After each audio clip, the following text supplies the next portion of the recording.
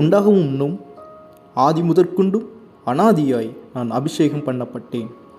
ஆழங்களும் ஜலம் புரண்டு வரும் ஊற்றுகளும் உண்டாகும் முன்னே நான் ஜனிப்பிக்கப்பட்டேன். மலைகள் நிலை பெறுவதற்கு முன்னும் குன்றுகள் உண்டாவதற்கு முன்னும் அவர் பூமியையும் அதன் வெளிகளையும் பூமியில் உள்ள மண்ணின் திரள்களையும் உண்டாக்கும் முன்னும் நான் ஜனிப்பிக்கப்பட்டேன். அவர் வானங்களை படைக்கையில் நான் அங்கே இருந்தேன்.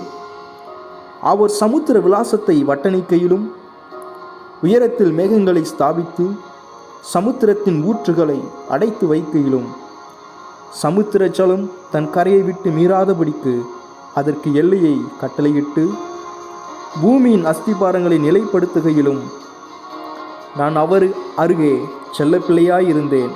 நித்தம் அவருடைய மனமகிழ்ச்சியாயிருந்து எப்பொழுதும் அவர் சமூகத்தில் கலிகூர்ந்தேன். அவருடைய பூவுலகத்தில் சந்தோஷப்பட்டு மனுமக்களுடனே மகிழ்ந்து கொண்டிருந்தேன்.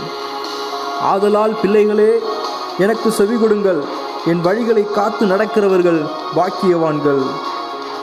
நீதிமொழிகள் 23 முதல் 32 வரை. ஆமேன், ஆமேன்.